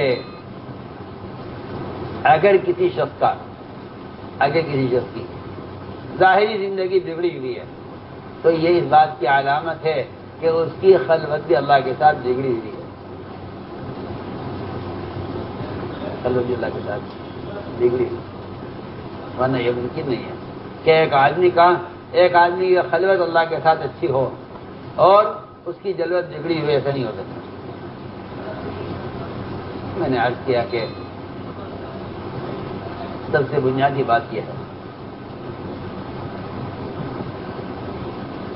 کہ ایمان، دل میں ایمان کے کمال کی علامت یہ ہے کہ مسلمان سنت کے حلیے پر نظر آئے، ورنہ یہ کہنا کہ ایمان دل کی چیز ظاہر کو مت دیکھو، یہ خیال غلط خیال۔ آپ نے صاف فرمایا، حضرت مقداد نے ایک مشرک پر حملہ کیا جس نے ان کا ایک ہاتھ کاٹ دیا تھا۔ حضرت بار بار گیا تھا، اس نے میرا ایک ہاتھ کاٹ دیا، میں نے تلوار دوسرے ہاتھ میں لے کر اس کا پیچھا کیا اور اس کے جب سر پر تلوار آئی تو اس نے کہا اشہد ان لا الہ الا اللہ۔ آپ نے فرمایا کہ مقداد تم نے اس کو قتل کر دیا کہ یا رسول اللہ وہ تو ظاہری طور پر صرف جان بچانے کے لیے کلمہ پڑھ رہا تھا، میں نے اس کے ظاہر کو دیکھ کر فیصلہ کیا ہے کہ یہ مومن نہیں ہے۔ آپ نے فرمایا اے مقداد تم اس کا دل پھاڑ کر بھی دیکھ لیتے تب بھی تمہیں وہاں کلمہ لکھا ہوا نظر نہ آتا، یہ اس کے اللہ کے درمیان کا معاملہ تھا، تم نے ظاہر پر فیصلہ کیوں کیا؟ آپ میری بات پر توجہ دیجئے، یہ تھی وہ حدیث جس کو اس زمانے میں مسلمان نے اپنے حلیوں کو بگاڑنے کے لیے استعمال کیا ہے کہ بھائی کسی کے ظاہر کو مت دیکھو، اصل تو حال دل کا حال اللہ جانتے ہیں۔ نہیں بات نہیں آئی، کس حدیث کو اور کس ایک کافر کے کلمہ تلوار دیکھ کر کلمہ پڑھنے کو مسلمان نے اپنے معاشرے میں آزاد ہونے کا ذریعہ بنایا ہے، اس کو میں یہ کہنا چاہتا ہوں۔ ہاں وہ کافر جو آدھے منٹ پہلے کافر تھا اور تلوار دے کے اشہد ان لا الہ الا اللہ، لیکن اس کے بارے میں کہا جا سکتا ہے کہ اس کافر کے ظاہر کو مت دیکھو، اس کے ظاہر کو مت دیکھو، اس نے جو کلمہ دل پڑھا ہے یہ کلمہ اس کے اللہ کے درمیان کا معاملہ ہے، اور اس کو لے کر مسلمان نے یہ راستہ نکالا اپنے لیے کہ جس طرح جس حلیے میں چاہے پھرو، جی ہاں، اور اگر کوئی ٹوکتا ہے تو کہ جی دل کا حال اللہ جانتے ہیں، تم ظاہر کو مت دیکھو، ظاہر کو، دل کا حال اللہ جانتے ہیں کہ نہیں، دل کا حال اللہ کیا جانتے ہیں؟ جو آدمی متبع سنت نہیں ہے اس کا دل کا حال تو مخلوق کو نظر آ رہا ہے، سیدھی بات ہے، صاف سے بات سے کہہ رہا ہوں۔ جو آدمی متبع سنت نہیں ہے اس کے دل کا حال اس کے بدن پر نظر آ رہا ہے کہ اس کے دل میں یہودیت نصرانیت اس کے دل میں رچی ہوئی ہے۔ جو شخص بظاہر اتباع سنت پر نہیں ہے اس کے دل میں یہود و نصارہ کی محبت بسی ہوئی ہے۔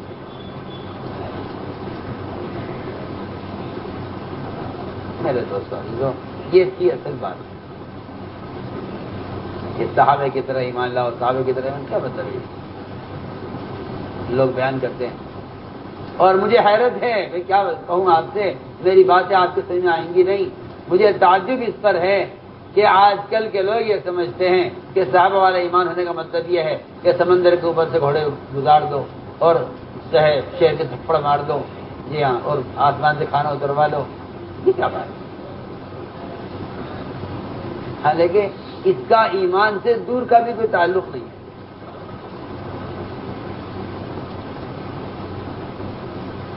آج جتنے مسلمان ہیں وہ یہ سمجھتے ہیں کہ ہمارے ساتھ صحابہ کی طرح ظاہر کے خلاف ہونے لگے تو ہم سمجھ لیں گے ہمارا بھی ایمان صحابہ کے ایمان کی طرح ہو گیا ہے، یہ مطلب ہی نہیں ہے، یہ اس کا کوئی تعلق ہی نہیں ہے، دور کا بھی تعلق نہیں ہے۔ جتنی غیبی مددیں صحابہ کے ساتھ ہوئی ہیں، ان مددوں کا ہمارے ساتھ ہونا یہ ایمان کا کمال نہیں ہے، ایمان کا میں تو کہتا ہوں یہ تو مطلوب بھی نہیں ہے،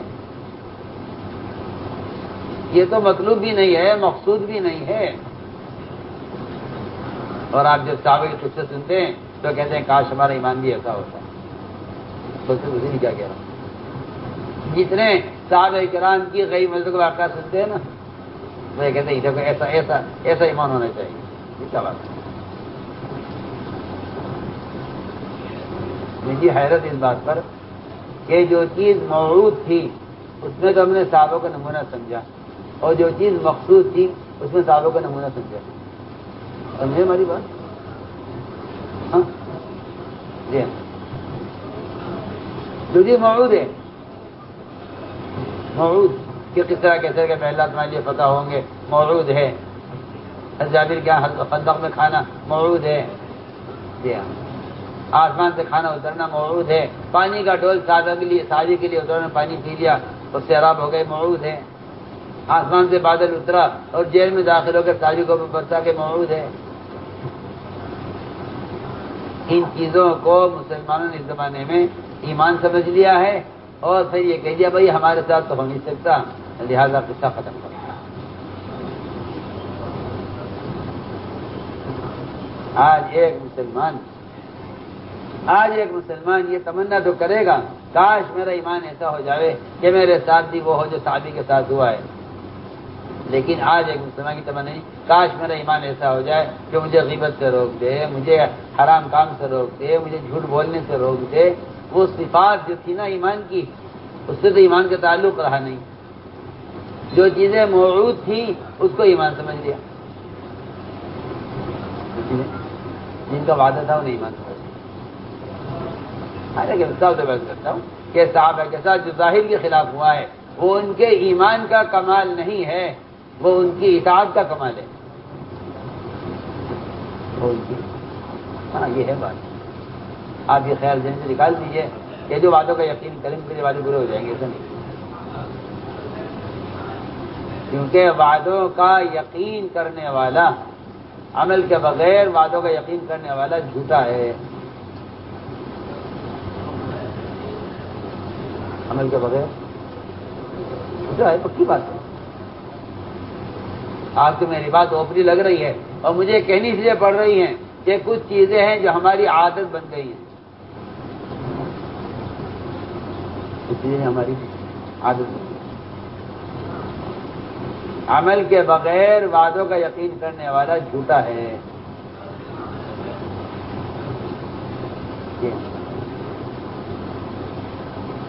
اور حدیث میں تو اس کو عاجز کہا ہے، کیا کہا ہوگا؟ سب کی بات ہے، میں تو کوئی بات خیال سے نہیں کہہ رہا ہوں، حدیث نے اس کو عاجز کہا، عاجز،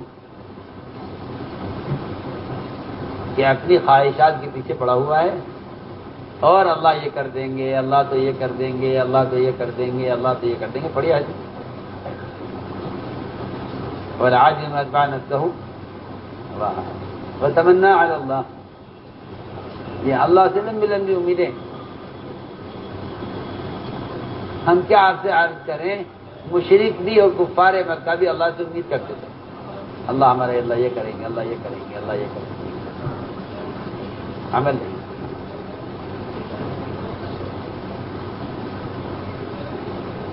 میں عرض کرنا چاہتا ہوں آپ سے کہ اگر عمل ناقص ہے اور اطاعت ناقص ہے اور دین ناقص ہے تو ایسا شخص اللہ سے امید کرنے میں جھوٹا ہے، پکی بات۔ اس لیے آپ یہ بات ذہن میں رکھیے گا کہ صحابہ کے ساتھ جو کچھ ظاہر کے خلاف ہوا ہے وہ صحابہ کے عمل اور اطاعت کی وجہ سے ہوا ہے، کیونکہ انہوں نے ظاہر کے خلاف قدم اٹھایا، اللہ نے ظاہر کے خلاف مدد کی۔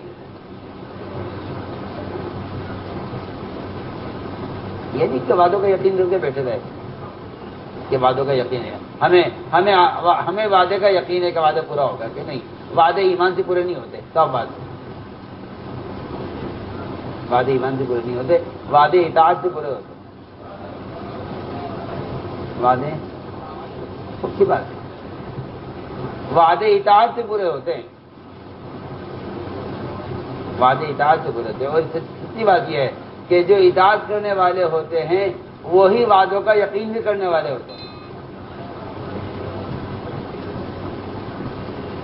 وہی وعدوں کا یقین بھی کرنے والے ہوتے ہیں، اطاعت کرنے والے ہوتے ہیں۔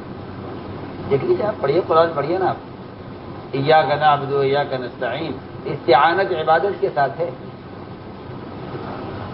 تم عمل پیش کرو، ہم وعدے پورے کریں گے۔ تم عمل پیش کرو نا، ہم وعدے پورے کریں گے۔ تم عمل پیش کرو، ہم وعدے پورے کریں گے۔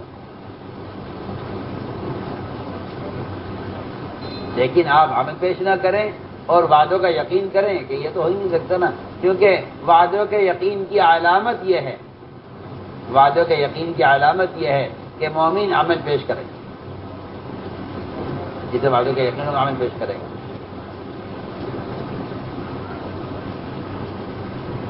تو میرے بزرگ دوستوں عزیزوں، ساری بات کا خلاصہ یہ تھا کہ ایمان کی تجدید کرو، ایمان کی تجدید کرو۔ اور ایمان کی تجدید کا مطلب یہ ہے کہ جب آپ اس ماحول سے نکل کر جائیں تو اس ماحول میں جلدی واپس آئیں، اس ماحول میں جلدی واپس آئیں، اس ماحول میں جلدی واپس آئیں۔ اس لیے کہتے ہیں کہ ایمان کی تازگی اور ایمان کی تجدید یہ دوسروں کو اعمال پر آمادہ کرنے میں ہے۔ امر معروف و نہی منکر، یہ دو فریضے ایسے ہیں، امر معروف و نہی منکر یہ دو فریضے ایسے ہیں کہ اپنی ذات سے اس فریضے کو ادا کیے بغیر ایمان کی تجدید نہیں ہو سکتی۔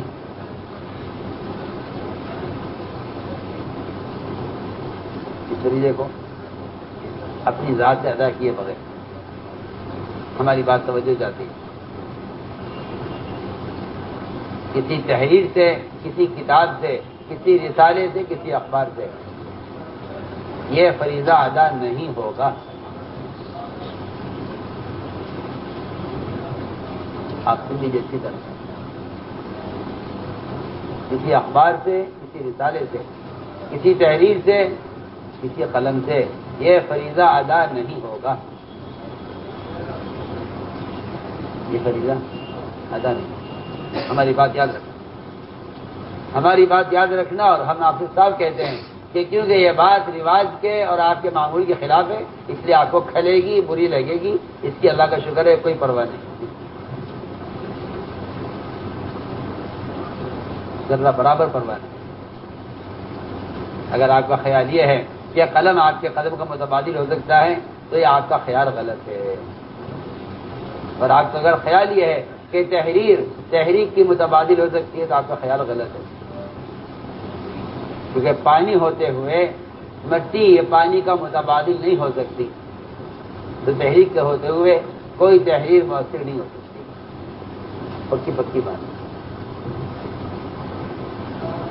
ہم آپ سے عرض کرنا چاہتے ہیں امر معروف نہی منکر، اس کی عملی محنت، صرف اور صرف اس کی عملی محنت، نماز، روزہ، حج، زکات، ذکر، تلاوت، عبادت، تہجد، حج، عمرہ، آپ جو چاہے کرتے ہوں سب ایک طرف، ان میں سے کوئی عمل بھی ایسا نہیں ہے جس سے آپ کے ایمان میں زیادتی ہو،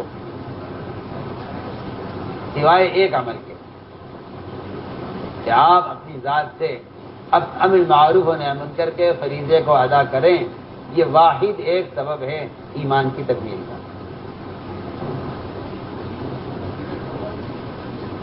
یہ واحد ایک سبب ایمان کا۔ اور ان سارے فرائض میں کمال، اور ان میں استقامت، اور ان میں اخلاص، یہ ساری چیزیں جو ان اعمال کے اندر پیدا ہونی ہیں وہ موقوف ہے اس فریضے کا ادا کرنے پر، کہ آپ لوگوں کو معروفات پر آمادہ کریں، منکر سے روکیں، یہ پکی بات ہے،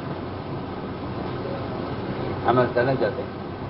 ان سارے جتنے فرائض ہم نے عرض کیے ہیں، ان سارے فرائض کا کمال اور ان پر استقامت اور ان میں اخلاص، یہ سب موقوف ہے ایمان کی تکمیل پر، اور ایمان کی تکمیل موقوف ہے امر معروف نہی منکر پر۔ اور اگر آپ کا خیال یہ ہے کہ اپنے بدن کو اس کے لیے استعمال کیے بغیر اس سب کے متبادل ہو سکتا ہے، تو میں آپ سے صاف بات کرتا ہوں کہ پہلے آپ نماز کے ادا کرنے کے لیے اپنا بدن کا متبادل لائیے۔ پہلے آپ کیا لائیے نماز ادا کرنے کے لیے؟ بدن کا لائیے۔ آپ لا ہی نہیں سکتے، آپ لا ہی نہیں سکتے، قیامت تک ہی لا سکتے۔ آپ نماز کے فریضے کو ادا کرنے کے لیے جو عبادت ہے، آپ اس کا متبادل نہیں لا سکتے۔ آپ کا بدن نماز پڑھے گا تو نماز ہوگی۔ ہم عرض کرنا چاہتے ہیں دعوت بھی یہی فریضہ ہے، یہ کا مطالبہ بدن سے ہے۔ آپ دعوت کے فریضے کو ادا کرنے کے لیے کوئی تحریر، کوئی قلم، کوئی کتاب نہیں لا سکتے۔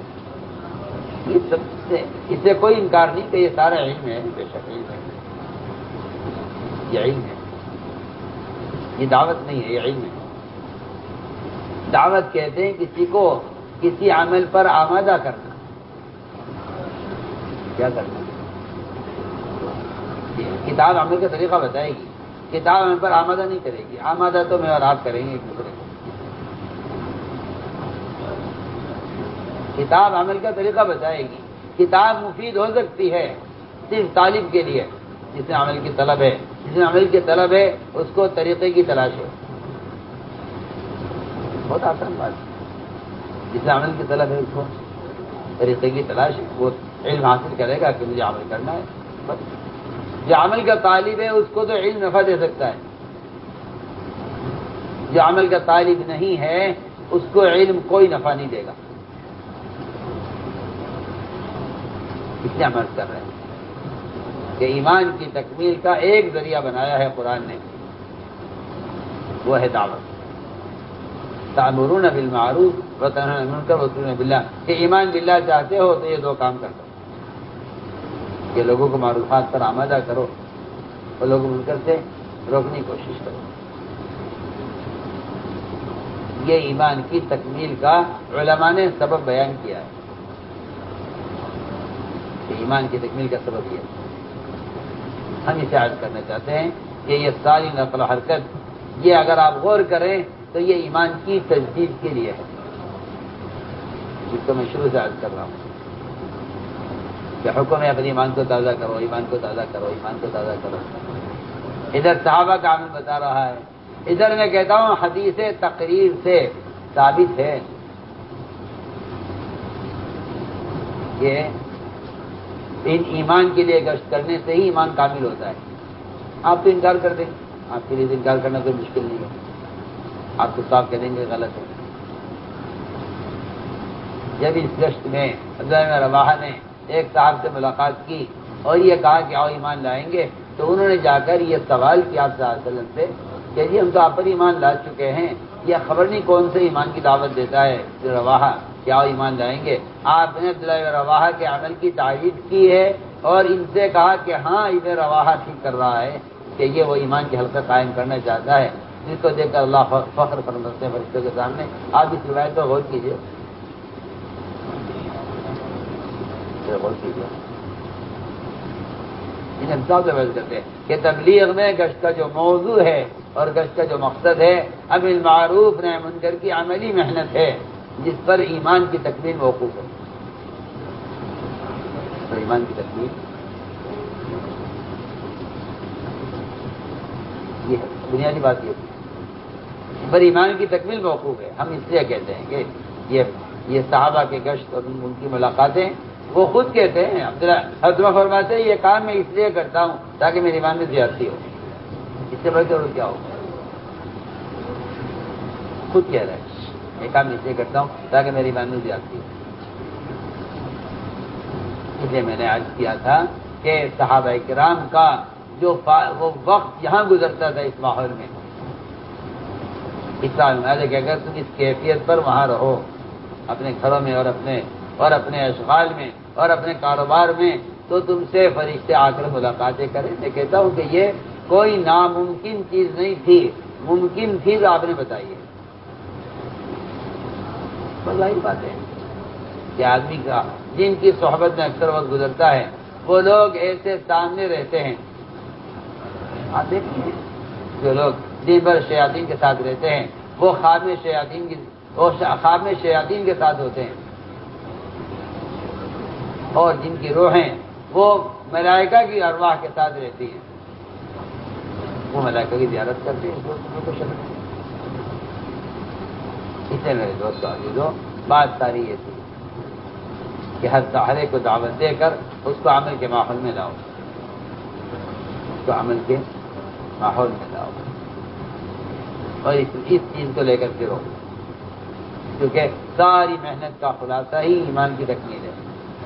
تمہارے عطا کا ملفوظ ہے، اس کام کا کوئی نام رکھتا تو اس کا نام تحریک ایمان اس کا نام رکھتا۔ تحریک کا مطلب تنظیم نہیں ہے، تحریک کا مطلب نقل و حرکت ہے۔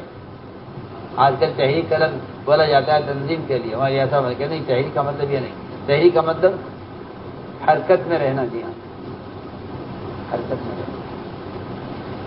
حرکت میں رہنا۔ داعی کی نقل و حرکت بالکل سورج کی طرح ہے، ہر علاقے میں روشنی جب پہنچے گی جب سورج حرکت میں رہے مسلسل، جہاں سورج پھیل جائے گا وہاں دوسری طرف ظلمت آ جائے گی۔ اس طرح سورج کی نقل و حرکت روشنی کے ساتھ مسلسل ہے، اور ہر عالم میں ہر جگہ عالم میں کسی نہ کسی وقت روشنی ہے، یہاں دین ہے تو وہاں رات ہے، وہاں رات ہے تو یہاں دین ہے۔ اس طرح عمل کرنا چاہتے ہیں کہ داعی کی اعمال کے ساتھ نقل و حرکت۔ آپ نے فرمایا ہر کچے پکے مکان میں دین داخل ہو کر رہے گا، اللہ نے مجھے وہ چیز دے کر بھیجا ہے۔ اس کا مطلب یہی ہے کہ اگر یہ خروج و نقل و حرکت نہیں ہے تو مسلمان اپنے دین سے ناواقف بھی رہے گا۔ میں کہتا ہوں کہ مسلمان کے پاس اپنے دین کی طرف سے دفاعی قوت ختم ہو جائے گی۔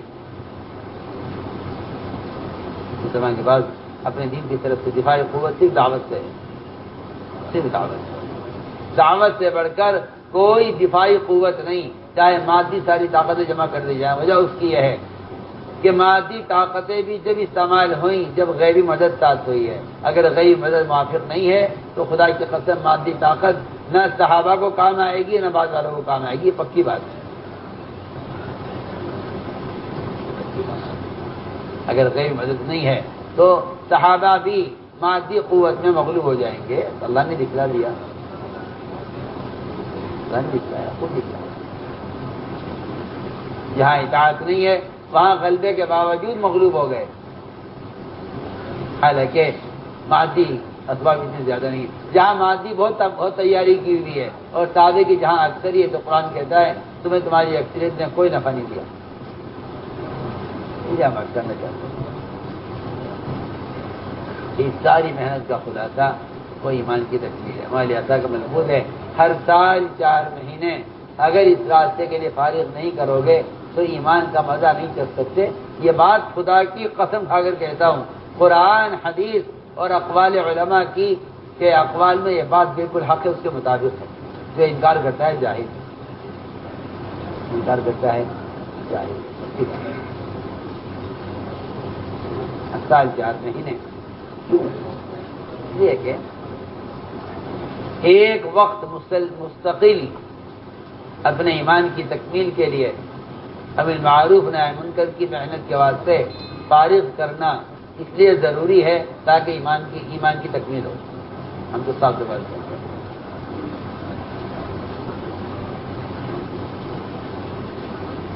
اس کو فرض کفایہ سمجھ لینا یا اس کو اخبار اور رسائل کی چیز سمجھ لینا، یہ دو غلطیاں بنیادی ہیں۔ یہ دو بنیادی غلطیاں ہیں، یہ دو بنیادی غلطیاں۔ نہ اخبار رسائل کی چیز ہے کہ آپ ایک کالم منکرات کا اخبار میں لکھ دیں اور لوگ اسے پڑھ لیں تو آپ کہیں جی میری ذمہ داری پوری ہو گئی ہے۔ ما علینا البلاغ، ما علینا الا البلاغ کا تحریر سے کوئی تعلق ہی نہیں۔ جن تحریروں پر آپ لکھتے ہیں ما علینا البلاغ، جو کہ بلاغ کا تعلق تو نبی کی تحریر سے ہے، آپ کی تحریر سے بلاغ کوئی تعلق نہیں ہے۔ جو آپ نیچے لکھ دیتے ہیں نوٹ میں ما علینا الا البلاغ، کیونکہ یہ بلاغ، اس بلاغ کا نبی کی تبلیغ سے قطعاً کوئی تعلق نہیں۔ آپ پڑھیے نا. آپ اگر وہ ساری اذیتیں برداشت کر لیں جو نبی نے برداشت کی ہیں، تب بھی آپ کا حق نہیں کہنے کا میں نے پہنچا دیا. تب بھی آپ ہو سکتا ہے کہ آپ یہ پوچھیں لوگوں سے کہ کیا میں نے پہنچایا یا نہیں پہنچایا. پڑھیے حدیث. آپ حجۃ الوداع میں کیا کہا صحابہ سے؟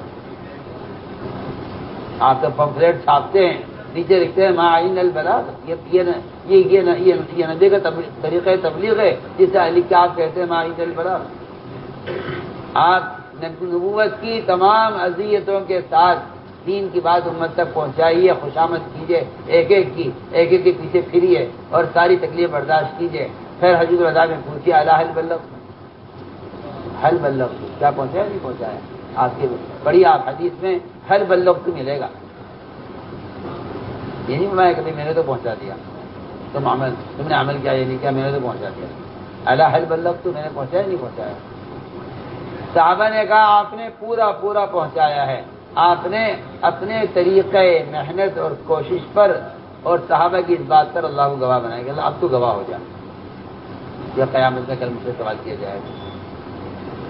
میں اس سے عرض کرنا چاہتا ہوں کہ یہ تحریک کی چیز نہیں ہے، بلکہ یہ تحریک اور نقل حرکت کی چیز ہے کہ اپنا وقت فارغ کرو امر معروف نہی منکر کے فریضے کو ادا کرنے کے لیے، اور اگر اس کام کو نہیں کرو گے تو یہ گناہ کبیرہ ہے.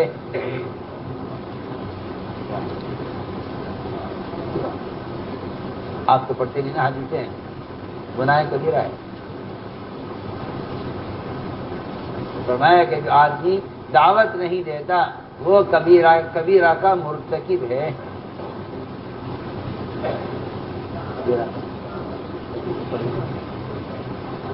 علامہ آلوسی نے تو خود لکھا ہے. اور یہ صاحب قرآن نے تو قسم کھا کر کہا ہے کہ اگر آپ ابھی معلوم نہی منکر نہیں کر رہے ہیں تو آپ باوجود عمل کرنے کے آپ خسارے سے بچ نہیں سکتے. قرآن نے صاحب کہا ہے کہ ساری انسانیت خسارے میں ہے سوائے ان لوگوں کے جو چار کام کریں: اپنی ذات سے ایمان و عمل جو موقوف ہے دوسروں کو آمادہ کرنے پر، تواصی بالحق تواصی بالصبر. یہاں تک لکھا ہے کہ تواصی بالحق تواصی بالصبر کا حاصل ہے ایمان اور عمل. یہ اس محنت کا حاصل ہے. محنت چاہیے